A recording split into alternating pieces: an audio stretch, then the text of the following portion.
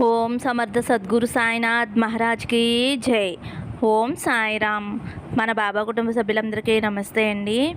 Hi friends, మీ అందరిపైన షిరిడి సాయినాథుని ఆశీస్సులు ఉండాలని, మీరు ఎల్లప్పుడూ క్షేమంగా సంతోషంగా ఆరోగ్యంగా ఉండాలని, మీరు అనుకున్న పనులన్నీ నెరవేరాలని మనస్ఫూర్తిగా బాబా గారిని కోరుకుంటున్నానండి. ఫ్రెండ్స్, మనం ఎక్కడెక్కడో జ్యోతిష్యం చెప్పించుకున్నా ఎలాంటి ప్రయోజనం లేక బాధపడుతూ ఉంటాం కదండి. శ్రీ సాయిబాబా ఆశీస్సులతో గురూజీ సీతారామరాజు గారు జ్యోతిష్యం చెప్తారనమాట. ఉన్నది ఉన్నట్లుగా చెప్తారండి. ఫోన్ నెంబర్ వచ్చేసి 9989794560.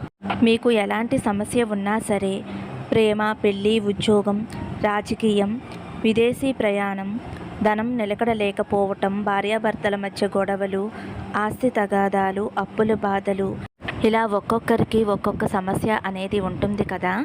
మీకు ఎలాంటి సమస్య ఉన్నా సరే గురూజీ సీతారామరాజు గారికి ఇక్కడ కనిపిస్తున్న స్క్రీన్ మీద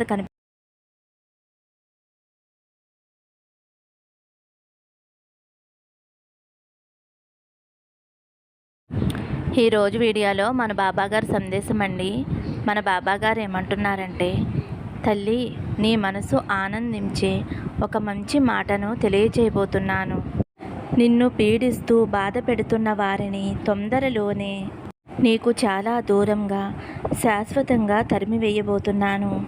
ఇంకెప్పుడూ కూడా వారు నీ జీవితంలోకి రాకుండా నేను చేయబోతున్నాను తల్లి. అయితే నువ్వు బాగా గుర్తుపెట్టుకోవలసిన ఒక మాట నీతో చెప్పాలమ్మా. అది మాత్రం నువ్వు జాగ్రత్తగా విను, గుర్తుపెట్టుకో. ఇప్పటి వరకు కూడా నువ్వు పడిన బాధలకు కారణం ఏమిటో నీకు నువ్వే జాగ్రత్తగా ఆలోచించు తల్లి. ఆ కారణం ఏమిటో చెప్పనా తల్లి? నీలోని అమాయకత్వం. ఇంకా చెప్పాలి అంటే నీలో భయం. చాలాసార్లు నీ అమాయకత్వంతో అవతలి వారు ఏమి చెప్పినా సరే నువ్వు నమ్ముతున్నావు. అలాగే వారు ఏమి చెయ్యమన్నా సరే మారు మాట్లాడకుండా చేస్తున్నావు. ఎందుకంటే నీకు ధైర్యం లేదు, నీలో భయం గూడిగట్టుకుని ఉంది. ఇలా నువ్వు నిన్ను బాధ పెట్టేవారు ఏం చేయమన్నా సరే నువ్వు చేయటం వలన నువ్వు వారికి పూర్తిగా లోకువైపోయావు. మరొక సమస్య ఏమిటి అంటే నీ భయం. నీ భయమే నీకు పెద్ద శాపం. ఎంత చిన్న విషయమైనా సరే ఎంతగానో భయపడిపోతావు. వారు నిన్ను బెదిరిస్తూ ఉంటే ఆ బెదిరింపులకి భయపడుతూ అదే విషయాల గురించి పదే పదే తలుచుకుని బాధపడుతూ ఉంటావు. ఒక్క విషయాన్ని నువ్వు ఎప్పుడైనా గమనించావా తల్లి? నువ్వు ఎదుటివారికి ఎంతగా భయపడుతూ ఉంటావో అవతల వారికి పని అంత సులువుగా జరిగిపోతుంది. పైకి అనకపోయినా నువ్వు బాధపడుతూ ఉంటే వారు లోపలే ఆనందిస్తూ ఉంటారు. వారి ఆలోచనంతా ఒక్కటే. వారికి లేని ఆనందం, సంతోషం అవతల వారు పొందకూడదు. అంతేకాకుండా తాము పడినటువంటి కష్టాలు, బాధలు, అవమానాలు అవతలి వారు కూడా పడాలి అని వారు పదే పదే కోరుకుంటూ ఉంటారు. అందుకోసం వారు ఎంతకైనా తెగించేందుకు వెనకాడరు. అవతలి వారు అనుకుంటున్నటువంటి బాధలు పడుతూ ఉంటే, కష్టాలు పడుతూ ఉంటే పైశాచికమైన ఆనందాన్ని పొందుతూ లోపల సంతోషపడుతూ ఉంటారు. తామేదో గొప్ప ఘనకార్యం సాధించామన్నట్లుగా వాళ్ళు భావిస్తూ ఉంటారు. వీళ్ళకి మచ్చుకైనా జాలి, దయ అనే లక్షణాలు ఉండవు. వీళ్ళకి మంచిగా చెబితే ఏమాత్రమూ కూడా వినిపించుకోరు. వీళ్ళకి చెప్పవలసిన రీతిలో, చెప్పవలసిన పద్ధతిలో సమాధానం చెప్పి బయటికి పంపాలి. కొన్నిసార్లు ఇటువంటి వారిని మోసంతోనో, భయపెట్టో, ఏదో ఒక మాయ చేసో బయటికి తరిమి వేయాలి. ఎందుకంటే ఇలాంటి వారి వల్ల జీవితాలు శాశ్వతంగా నాశనమైపోతాయి, నరకంగా మారిపోతాయి. వారికి కావలసింది, వారి కోరుకున్నది కూడా అదే. అందుకనే తల్లి, నేను నిన్ను పదే పదే హెచ్చరిస్తూ ఉంటాను. నిన్ను రక్షించుకోవటం కోసం ఎల్లప్పుడూ నేను నీతోనే ఉంటాను. సమయం వచ్చినప్పుడు ఇలాంటి వారిని నీ నుండి దూరంగా, నీ జీవితంలోకి మళ్ళీ రాకుండా శాశ్వతంగా దూరం చేయగలను. కనుక కన్నీరు తుడుచుకొని ఆనందంగా ఉండమ్మా. నిన్ను ఇప్పటి వరకు పీడిస్తూ బాధ పెడుతున్న వారిని త్వరలోనే దూరంగా పంపివేయబోతున్నాను. తొందరలోనే నువ్వు సంతోషించేటటువంటి ఈ సంఘటనను నువ్వు చూడగలవు. నాపై నీకున్నటువంటి నమ్మకానికి నీ సాయి తండ్రి నీకు ఇచ్చేటటువంటి గొప్ప కానుక తల్లి అని అయితే మన బాబాగారు చక్కటి సందేశాన్ని మనకి అనుగ్రహించారండి. మన జీవితంలో ఒక భాగమై నిత్యం మనతోనే ఉంటూ మనల్ని బాధ పెడుతూ కష్టపెడుతూ లోపల సంతోషపడేవారు ఎంతోమంది ఉన్నారు. అటువంటి వారిని మనము ఏమీ చేయలేకపోవచ్చు, కానీ బాబాగారు సమయం వచ్చినప్పుడు అటువంటి వారిని మన జీవితం నుండి శాశ్వతంగా తొలగించేస్తాను అని అయితే మన బాబాగారు గొప్ప సందేశాన్ని అయితే అనుగ్రహించారండి. మరి బాబాగారు అటువంటి కార్యాన్ని ఎలా చేయగలరో, బాబాగారు సందేశం ద్వారా మనకి ఏం తెలియజేయబోతున్నారో ఒక చక్కని కథ రూపంలో బాబా తండ్రి అనుగ్రహంతో తెలుసుకోవటానికి ప్రయత్నం చేద్దామండి. ఫ్రెండ్స్, వీడియోని ఎక్కడా కూడా స్కిప్ చేయకుండా చూడండి. అప్పుడే బాబాగారు చెప్పబోయే సందేశంలోని పరమార్థం ఏమిటో మీకు అర్థమవుతుందండి. చిన్న రిక్వెస్ట్ ఫ్రెండ్స్, వీడియో నచ్చితే కనుక ఒక చిన్న లైక్ ఇవ్వండి. అలాగే ఫస్ట్ టైం చూసేవారైతే మన బాబా భక్తి ఛానల్ తప్పకుండా సబ్స్క్రైబ్ చేసుకోండి ఫ్రెండ్స్. ఇంకా బాబాగారు చెప్పబోయే ఆ కథ ఏమిటో తెలుసుకుందామండి. పూర్వం ఒక గ్రామంలో మంగయ్య భాగ్యమ్మ అనే రైతు దంపతులు ఉండేవారు. వారు గొప్ప ధనవంతులు కాదు, కానీ వారు ఉండేందుకు ఒక చిన్న పెంకుటిల్లు, అంత పొలం, పశువులు ఉండేవి. వాటితోనే వారు సంతోషంగా జీవితాన్ని గడిపేవారు. మంగయ్య భాగ్యమ్మకు వివాహం జరిగి చాలా కాలం అయినా సరే వారికి సంతానం మాత్రం కలగలేదు. భాగ్యమ్మ సంతానం కోసం ఎన్నో పూజలు చేసింది, ఎన్నో వ్రతాలు చేసింది, ఎన్నో నోములు నోసింది. అయినా కానీ వారికి సంతానం కలగలేదు. ఇంకా సంతానం కలుగుతుంది అన్న ఆశ కూడా వారు వదిలేసుకున్నారు. కానీ భాగ్యమ్మ ప్రతినిత్యము కూడా దైవాన్ని తనకి ఒక్క బిడ్డనైనా ప్రసాదించమని పదే పదే వేడుకునేది. ఇలా కాలం గడుస్తూ ఉండగా ఒకనాడు ఆ గ్రామానికి ఒక గొప్ప సాధువు వచ్చాడు. ఆయనకి ఎన్నో మంత్ర విద్యలు తెలుసు. ప్రజలకు ఉన్న ఎన్నో కష్టాలు బాధలు తొలగిపోయేటందుకు తగిన పరిష్కారాలు చెప్పేవాడు. అలా ఆ సాధు పురుషుడు ఎప్పుడూ కూడా ఒకే చోట ఉండేవాడు కాదు. హిమాలయాల నుండి రామేశ్వరానికి ప్రయాణం చేసేవాడు. అలాగే తిరిగి రామేశ్వరం నుండి హిమాలయాలకి ప్రయాణం చేసేవాడు. దారి మధ్యలో ఉన్నటువంటి గ్రామాల్లోని ప్రజలని కలుసుకునేవాడు. వారికి ఉన్నటువంటి కష్టాలను తొలగించే చక్కటి ఉపాయాలను తెలియచేసేవాడు. అలా గ్రామ సంచారం చేస్తున్నటువంటి ఆ సాధువు భాగ్యమ్మ దంపతులు ఉన్నటువంటి గ్రామానికి వచ్చాడు. ఎంతో గొప్ప శక్తులున్నటువంటి ఆ సాధువు తమ గ్రామానికి వచ్చాడు అని భాగ్యమ్మ దంపతులు ఎంతో సంతోషపడ్డారు. ఒక సాయంత్రం సమయంలో భాగ్యమ్మ దంపతులు సాధువు వద్దకు వచ్చి పాదాలు పట్టుకుని, స్వామి, ఎంతో కాలం నుండి సంతానం లేక బాధపడుతున్నాను. నేను చెయ్యని పూజ లేదు, మొక్కని దైవం లేదు, కానీ ఏ ఒక్క దైవం కూడా నాకు సంతానాన్ని కలిగించటం లేదు. నిజంగా నాకు సంతాన యోగం ఉందా లేదా? ఏమి చేస్తే నేను చక్కగా సంతానం కలిగి తల్లినవుతాను? మంచి పరిష్కార మార్గాన్ని చూపించండి స్వామి అని ఆ సాధువుని వేడుకుంది భాగ్యమ్మ. ఆమె బాధను అర్థం చేసుకున్న ఆ సాధువు చిరునవ్వుతో భాగ్యమ్మ హస్తరేఖలను పరిశీలించి, తల్లి, నీకు చక్కటి సంతాన యోగం భగవంతుడు ముందే రాసి ఉంచాడు. ఇప్పటి వరకు నీకు సంతానం కలగకపోవటానికి కారణం నీ పూర్వజన్మ కృత పాపం. అది తొలగిపోతే నీకు చక్కటి సంతానం కలుగుతుంది. నువ్వు ఎన్నో పూజలు, వ్రతాలు, నోములు చేశావు, కానీ చేయవలసిన పనిని మాత్రం చేయలేదు. ఇప్పటికైనా మించిపోయింది ఏమీ లేదు. నేను చెప్పినట్లుగా చేస్తే నీకు చక్కటి సంతానం కలుగుతుంది. ఈ గ్రామంలోని కొండ మీద ఉన్న అభయాంజనేయ స్వామి దేవాలయానికి వెళ్ళు. అక్కడ స్వామివారి చుట్టూ 108 ప్రదక్షిణలు నువ్వు చేసినట్లయితే 6 నెలలు గడిచే లోపులోనే నీకు చక్కటి శుభవార్త వినే అదృష్టం కలుగుతుంది. స్వామివారి అనుగ్రహంతో నీకు మగపిల్లవాడు, ఒక ఆడపిల్ల చక్కటి సంతానం కలుగుతుంది. ఈ మాట నాకు నేనుగా చెబుతున్న మాట కాదు. స్వయంగా ఆ స్వామివారే ఈ మాటలను నా నోట చెప్పిస్తున్నారు. రేపటి నుంచే మీరు పని ప్రారంభించండి. మీరు కోరుకున్నట్లుగానే చక్కటి సంతానాన్ని ఆ స్వామివారు ప్రసాదిస్తారు. మళ్ళీ నేను ఇక్కడికి వచ్చే నాటికి నువ్వు పిల్లలతో కలకల్లాడుతూ ఉంటావు అంటూ సాధువు భాగ్యమ్మ దంపతులను ఆశీర్వదించాడు. స్వామీజీ చెప్పినట్లుగానే భాగ్యమ్మ దంపతులు ఎంతో భక్తి శ్రద్ధలతో కొండపైన ఉన్న ఆంజనేయ స్వామి దేవాలయానికి భక్తి శ్రద్ధలతో ప్రతినిత్యం వెళ్ళేవారు. సూర్యోదయానికి ముందుగానే వెళ్ళి భార్యాభర్తలు ఇద్దరు అక్కడ శుభ్రంగా కడిగి ముగ్గులు పెట్టేవారు.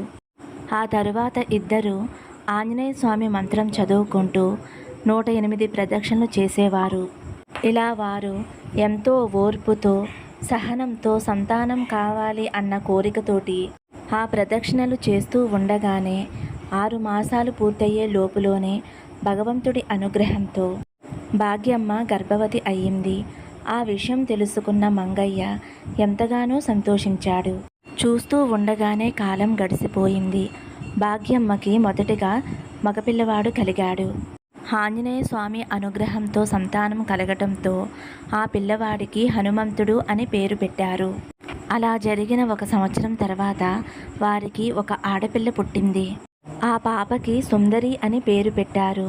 పిల్లలిద్దరినీ కూడా ఆ దంపతులు ఎంతో ప్రేమగా గారాబంగా పెంచుకునేవారు.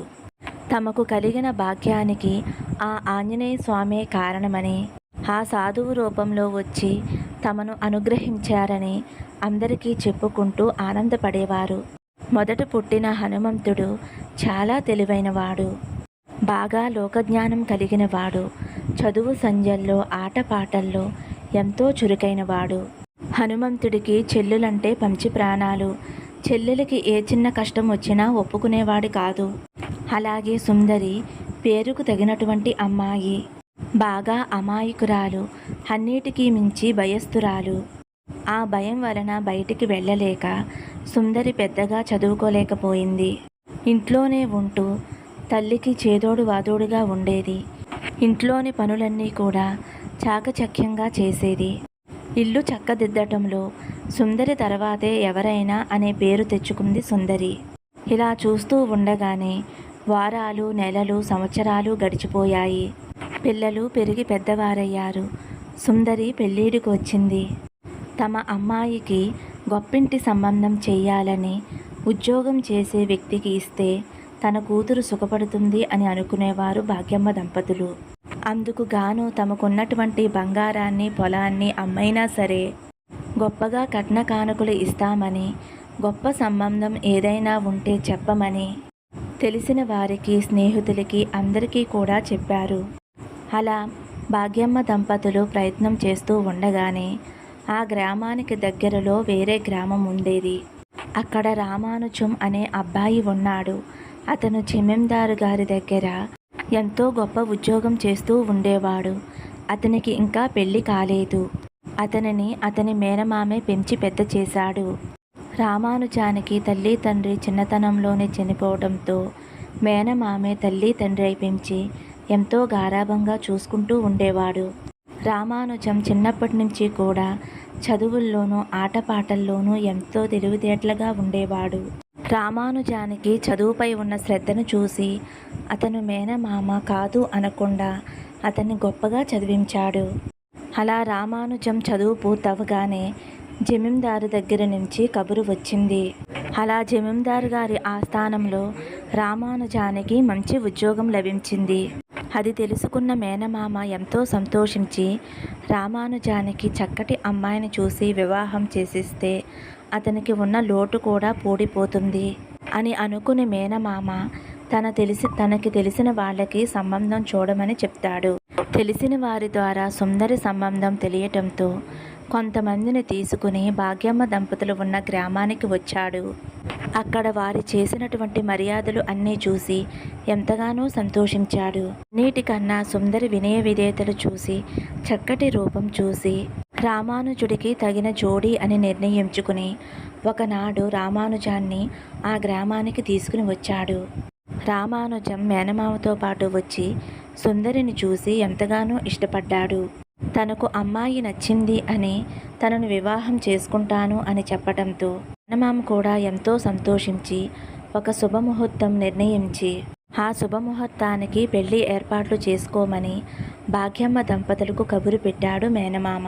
వాళ్ళు కూడా ఆ వార్త కోసమే ఎదురు చూస్తున్నారు కాబట్టి తమ శక్తినికి మించి రామానుజానికి కట్న కానుకలు ఇచ్చి గొప్పగా ఘనంగా తన కూతురికి వివాహం చేశారు.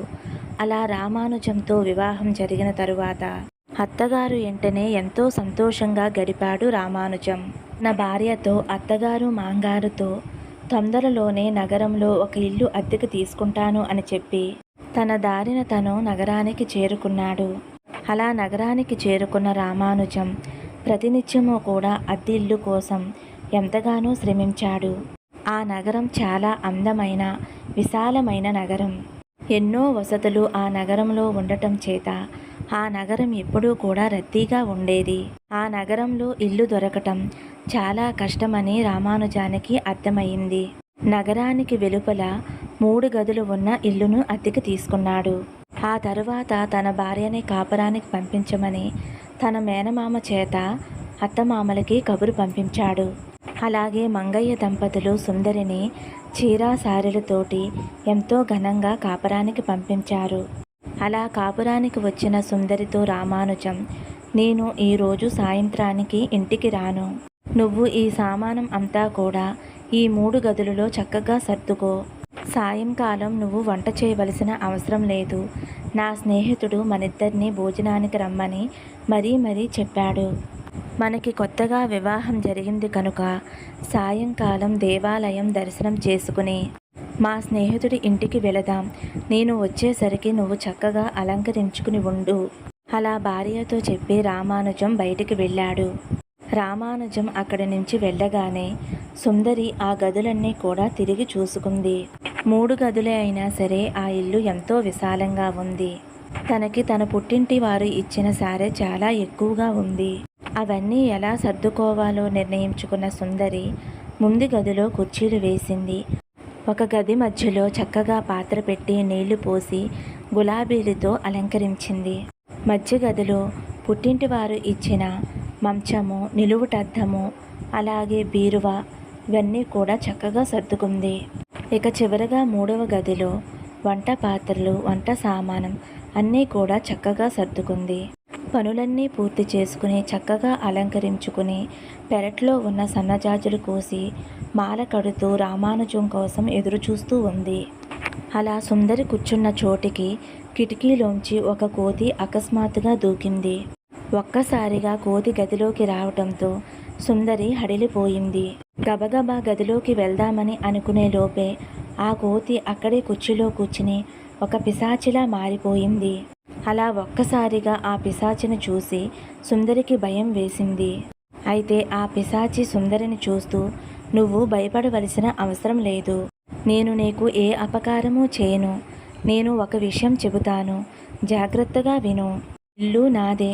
25 సంవత్సరాల క్రితం నా పుట్టింటి వారిచ్చిన బంగారం అమ్ముకుని ఈ ఇల్లు కొనుక్కున్నాను. నా భర్త తాగుడికి అలవాటు పడి ఉన్న ఆస్తంతా కూడా హారతి కర్పూరంలా కరిగించేశాడు. వాటిలో ఈ ఇల్లు కూడా ఉంది. ఈ ఇల్లు పోయినా నా ఆశ మాత్రం పోలేదు. ఎందుకంటే నా పుట్టింటి వారి ఇచ్చిన బంగారం అమ్మి కొన్న ఇల్లు కదా. మాత్రం ఆశ ఉండదా చెప్పు. ఎంతోమంది ఈ ఇంట్లోకి వచ్చారు. ఎవరినీ కూడా నాకు నచ్చక ఈ ఇంట్లో ఉండనివ్వలేదు. నీ పద్ధతంతా కూడా నాకు నచ్చింది. పొద్దున్నుంచి నిన్ను చూస్తూనే ఉన్నాను. ఎప్పుడు నువ్వు ప్రశాంతంగా ఉంటావా, నిన్ను పలకరించి వెళ్దామా అని చూస్తూ ఉన్నాను. ఇదిగో ఇప్పటికి నీకు సమయం దొరికింది. అయినా నన్ను చూసి ఎందుకు అలా భయపడుతున్నావు? నేమీ బ్రహ్మరాక్షసిని కాదు. నీకు అపకారం చేయను అని చెప్పాను కదా. ఇంటికి వచ్చిన వారికి మర్యాద చేయటం నీ తల్లిదండ్రులు నీకు నేర్పించలేదా? అలా చూస్తూ ఉండకపోతే నాకు ఏదైనా తినడానికి పెట్టవచ్చు కదా అని అంటుంది ఆ పిశాచి. దాని మాటలు వింటున్న సుందరికి ఎంతో భయం కలిగింది. కానీ ఏదైనా తినడానికి పెట్టమని అడగటంతో సుందరి మరుక్షణమే వంటగదిలోకి వెళ్ళింది. తన పుట్టింటి నుంచి తెచ్చుకున్న కొబ్బరి బూరెలు, జంతికలు, అరిసెలు ఇవన్నీ కూడా ఒక పళ్ళెంలో పెట్టుకుని భయంగా వచ్చి వాటిని పిశాచికి ఇచ్చింది సుందరి. ఇచ్చిన మరుక్షణమే ఆ పిశాచి లొట్టలేసుకుని తింటూ, ఆహా, చాలా బాగా వండారు. నీకు ఘనంగా పెళ్లి చేసినట్టు ఉన్నారు. ఘనంగా సారి కూడా ఇచ్చినట్లు ఉన్నారు. నీకు చేసినట్లుగానే నాకు కూడా నా పుట్టింటి వారు ఘనంగా పెళ్లి చేశారు, ఘనంగా సారీ ఇచ్చారు. ఇలా చెబుతూ ఇల్లంతా చూసి, అమ్మాయి, ఇల్లు సదురుకోవటం నీకు మీ అమ్మ నేర్పించలేదా? సరేలే, నేను నేర్పిస్తాను. నేను చెప్పినట్లుగా నువ్వు ఇల్లు సర్దావు అంటే, నువ్వు ఇల్లు సర్దిన తీరును చూసి మీ ఆయన నిన్ను తెగమెచ్చుకుంటాడు. నా మాట విని ఆ వంటగదిలోని పాత్రలను తీసుకువచ్చి ఈ ముందు గదిలో పెట్టు. ముందు గదిలోని కుర్చీలన్నీ మధ్య గదిలో వేసేయి. మధ్య గదిలో ఉన్న పందిరి మంచం చివరి గదిలో వేశావు అంటే ఇల్లు సర్దటం పూర్తవుతుంది. నువ్వు నేను చెప్పినట్లుగా ఇల్లు సదిరావు అంటే మీ ఆయనే కాదు, నిన్ను ఇరుగు పొరుగు వారు కూడా మెచ్చుకుంటారు అని చెబుతుంది పిశాచి. పిశాచి చెప్పిన మాటలు విన్న సుందరి అలా సదిరితే ఇల్లు బాగుండదని, ఆయనకు నచ్చదని, కోపడతాడని ఎన్నో రకాలుగా చెప్పాలని ప్రయత్నించింది. వెంటనే పిశాచి కోపంగా, సుందరి, నువ్వు అనుకున్నట్లుగా నేను అంత మంచిదాన్ని కాదు. నేను చెప్పినట్లుగా ఇల్లు సదరకపోయావు అంటే తెలుసు కదా నేను ఏమి చేయగలను అని అంది. సుందరి పిశాచి మాటలకు భయపడిపోయి మళ్ళీ అప్పటికప్పుడే ఇల్లు సదరటం మొదలుపెట్టింది. అలా సదిరేసరికి సాయంకాలం అయిపోయింది. అలా ఇల్లు 2 సార్లు సదరటంతో సుందరి పూర్తిగా అలసిపోయింది. సాయంత్రం అయ్యేసరికి గేటు శబ్దం వినిపించి పిశాచి గేటు వైపు చూస్తూ సుందరితో, నీ మొగుడు వస్తున్నట్టున్నాడు. నా విషయం నీ భర్తతో చెప్పాలి అని నువ్వు ప్రయత్నించినా, చెప్పటానికి ఏమైనా సూచనలు ఇచ్చినా నేను మీ ఇద్దరినీ కూడా బ్రతకనివ్వను. తెలుసు కదా నేను అట్టే మంచిదాన్ని కాదు. నాకు ఇష్టమైనప్పుడల్లా నీ దగ్గరికి వచ్చి నాకు ఇష్టమైన పనులు చేసుకుంటూ వెళ్తాను. చెప్పాను కదా, ఇది నా ఇల్లు.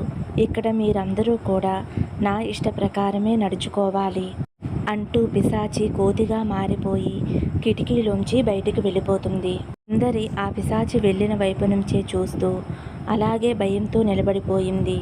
లోపలికి వచ్చిన రామానుజం సుందరి సదిరిన ఇల్లును చూసి చాలా నిర్ఘాంతపోయాడు. సుందరి, ఇల్లు ఎవరైనా ఇలా సదురుతారా? నేను ఎంతోమంది ఇల్లు చూశాను, కానీ ఎవరూ ఇల్లు ఇలా సదరటం చూడలేదు. మీ అమ్మా నాన్న నువ్వు ఇంటి పని బాగా చేస్తావు అని చెప్పారు, కానీ నువ్వు ఇల్లు సదిరిన తీరును చూస్తూ ఉంటే నాకు చాలా అసహ్యంగా ఉంది. మళ్ళీ ఇల్లు సదరవలసిందే, తప్పదు. చిరాకు పడుతూ అప్పటికప్పుడే మళ్ళీ తనకు నచ్చినట్లుగా సామాను సదరటం మొదలుపెట్టాడు రామానుజం. భర్తకి సహాయంగా ఉంది సుందరి. అలా వాళ్ళు ఇల్లు సదరటం పూర్తయ్యేసరికి రాత్రి అవుతుంది. అటువంటి రాత్రి సమయంలో స్నేహితుని ఇంటికి భోజనానికి వెళ్ళటం అంతగా మంచిది కాదని రాత్రి వేళ కొంచెం మజ్జిగ తాగి రామానుజం అలాగే నిద్రపోయాడు. జరిగిన విషయం గుర్తు చేసుకుని రామానుజం సుందరితో, సుందరి, రాత్రి జరిగిన విషయం గుర్తు చేసుకోకు. ఇల్లు అలా సదిరేసరికి నాకు ఎంతో బాధగా అనిపించింది. మధ్యాహ్నానికి భోజనానికి వస్తాను. రాత్రి కూడా మనం భోజనం చేయలేదు, కాబట్టి త్వరగా వంట చేసేసి ఉంచు అని చెప్పి రామానుజం పొరుగురు వెళ్ళాడు. రామానుజం అలా చెప్పి వెళ్ళగానే సుందరి ఇల్లంతా కూడా శుభ్రం చేసుకుంది. ఇంతలో పిశాచి మళ్ళీ కోతి రూపంలో వచ్చి ఇంట్లో కూర్చుని పిశాచిగా మారి సుందరితోటి, నాకు చాలా ఆకలిగా ఉంది, నేను చెప్పినట్లుగా వంట చెయ్యి. నువ్వు చేసిన వంట తిని మీ ఆయన నిన్ను తెగమెచ్చుకుంటాడు, నెత్తిన పెట్టుకుని తిరుగుతాడు అంటూ పప్పులో గుప్పడి పంచదార వేయించింది, పులుసులో దోసుడు కారం వేయించింది. ఇలాగే కాకరకాయలో ఎక్కువగా ఉప్పు కలిపి ఉడికించి పెట్టమంది. తర్వాత తనకు నచ్చినట్లుగా వంట చేపించుకుని ఆ పిశాచి చక్కగా తింది. తరువాత పిశాచి కోతి రూపంలో మారిపోయి బయటికి వెళ్ళిపోతుంది. రాత్రి కూడా భోజనం చేయకపోవడంతో ఎంతో ఆకలితోటి రామానుజం ఇంటికి చేరుకున్నాడు. పళ్ళెంలో వడ్డించిన ఆ పదార్థాలను చూస్తూనే రామానుజానికి కోపం విపరీతంగా వచ్చేస్తుంది. ఆ పళ్ళాన్ని బయటికి విసిరేస్తూ, ఎవరైనా దీన్ని వంట అంటారా?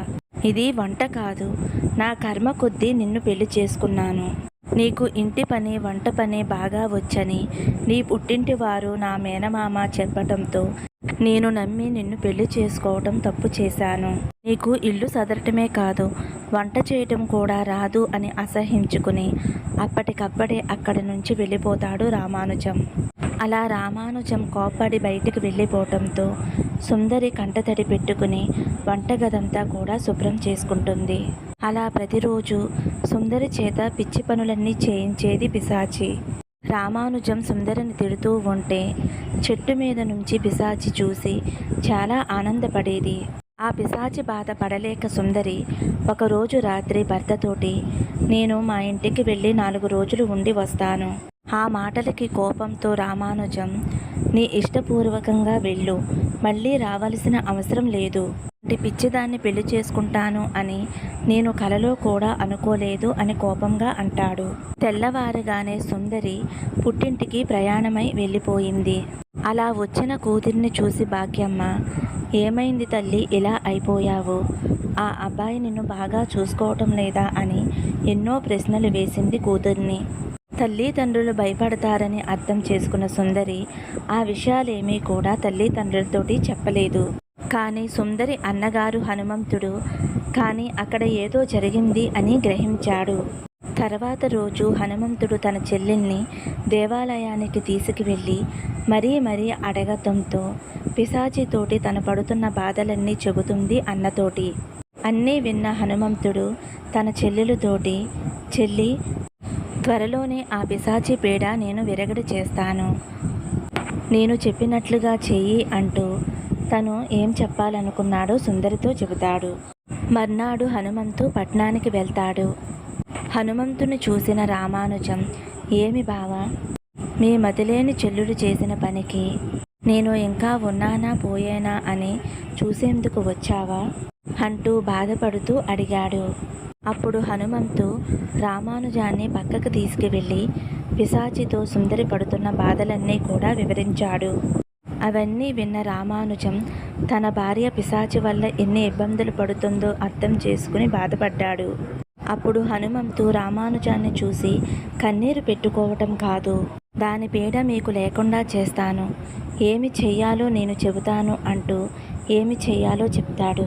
అప్పటికప్పుడే తిరిగి గ్రామానికి వెళ్ళిపోతాడు హనుమంతు. తర్వాత రోజు హనుమంతు సుందరికి కావలసినవన్నీ కొని ఇచ్చి తిరిగి కాపురానికి నగరానికి పంపిస్తాడు.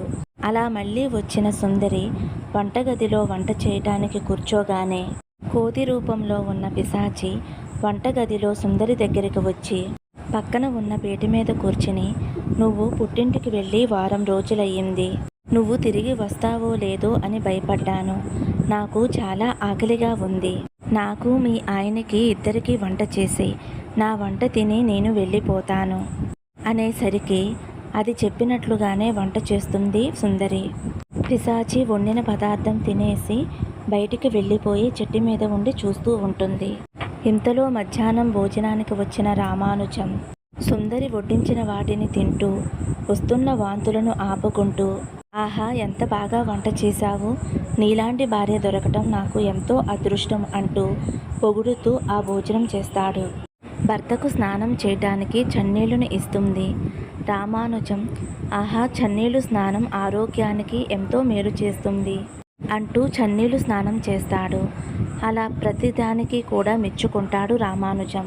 అలా మరునాడు రామానుజం బయటికి వెళ్ళగానే పిశాచి సుందరి దగ్గరికి వచ్చి, నీ మొగుడు పనికిమాలిన వాడు, ఇటువంటి వాడిని నేను ఎక్కడా చూడలేదు, నా మొగుడు నన్ను ఒళ్ళు ఓనం అయ్యేటట్టు కొట్టేవాడు, నీ మొగుడు నిన్ను మెచ్చుకుంటూ దగ్గరికి తీసుకుంటున్నాడు, ఇంత పనికిమాలిన వాడా నీ మొగుడు అని అంటుంది. అలా సుందరి పిశాచి చెప్పిన పనులన్నీ చేసేది. ఆ పనులన్నీ కూడా చాలా బాగున్నాయి అని మెచ్చుకునేవాడు రామానుజం. ఇలా 4 రోజులు గడిచిపోయింది. ఒకరోజు సుందరి వంటింట్లో పనిచేస్తూ ఉండగా రామానుజం ముందు గదిలో కూర్చుని ఉన్నాడు. ఆ సమయంలో హనుమంతు ఇంటికి వచ్చాడు. రామానుజం హనుమంతునితో, ఏం బావా, బాగున్నావా అంటూ వంటగది వైపు చూస్తూ సుందరితో, సుందరి, మీ అన్నయ్య వచ్చాడు, ఇలా చెప్పా పెట్టకుండా ఎందుకు వచ్చాడు అలా అంటాడు సుందరి వినేలాగా. అప్పుడు సుందరి కూడా, అవును, హనుమంతన్నయ్య చెప్పకుండా రాడు, ఏదో కారణం ఉంది కాబట్టే వచ్చాడు, అయినా ఇలా చెప్పా పట్టకుండా ఎందుకు వచ్చాడో అడగండి అని అంటుంది సుందరి. అప్పుడు రామానుజం, ఏం బావా, ఎందుకు ఇలా, ఏ పని మీద వచ్చావు, ఏదో పని లేకుండా రావు కదా అని ప్రశ్నించాడు. అందుకు హనుమంతు రామానుజాన్ని చూస్తూ, మరేమీ లేదు బావా, మా ఊరు జమీందారు గారి చిన్నమ్మాయిని ఒక పిశాచం పట్టింది. నేను ఆ పిశాచిని వదిలించటానికి వెళ్తే బంధిస్తున్నప్పుడు ఆ పిశాచి, బాబు నువ్వు చెప్పినట్లుగానే ఆ సీసాలోకి వెళ్ళిపోతాను, కానీ నాకు తోడుగా మరొక ఆడపిశాచిని నాకు తెచ్చిచ్చావు అంటే నీ మేలు మర్చిపోలేను, ఇంకెప్పుడూ కూడా జనాల్లోకి రాము అని ఎంతగానో బ్రతిమలాడింది. దాని మాట కాదనలేక నేను అంజనం వేసి చూస్తే ఇక్కడ ఎక్కడో పిశాచి ఉన్నట్లుగా నాకు అనిపించింది.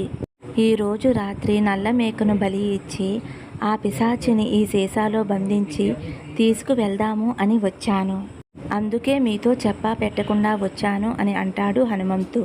గదిలో నుండి ఆ మాటలు విన్న పిశాచికి భయం కలిగి కూడా ఆలస్యం చేయకుండా ఆ పిశాచి అప్పటికప్పుడే కాకి రూపంలోకి మారి బయటికి వచ్చి ఎంతో దూరంలో ఉన్న అడవిలోకి కావు కావుమంటూ వెళ్ళిపోతుంది. అది అలా వెళ్ళిపోగానే ఆ కుటుంబమంతా కూడా ఎంతో సంతోషించారు. ఈ కథ ద్వారా మన బాబాగారు ఏమంటున్నారంటే, తల్లి, ప్రతిదానికి కూడా ఒక సమయం అనేది ఉంటుంది. నిన్ను పీడించే వారిని శాశ్వతంగా దూరం చేసే సమయం ఇదిగో ఇప్పుడు వచ్చిందమ్మా. కనుక నీ కన్నీరు తుడుచుకుని నీకు మంచి రోజులు రాబోతున్నాయి అని సంతోషంగా ఆనందంగా ఉండు తల్లి అనైతే మన బాబాగారు ఈ కథ ద్వారా మనకి మంచి సందేశం అందించారండి. ఫ్రెండ్స్, ఈరోజైతే మన బాబాగారు మంచి సందేశం అందించారు కదా ఫ్రెండ్స్. ఈ సందేశం మీ అందరికీ కూడా నచ్చింది అనుకుంటున్నానండి. నచ్చితే కనుక ఒక చిన్న లైక్ ఇవ్వండి. అలాగే ఫస్ట్ టైం చూసేవారైతే మన బాబా భక్తి ఛానల్ని తప్పకుండా సబ్స్క్రైబ్ చేసుకోండి. సర్వే జనా సుఖినో భవంతు. సమస్తం సద్గురు సాయినాథార్పణమస్తు. శుభం భవతు. జై సాయిరామ్.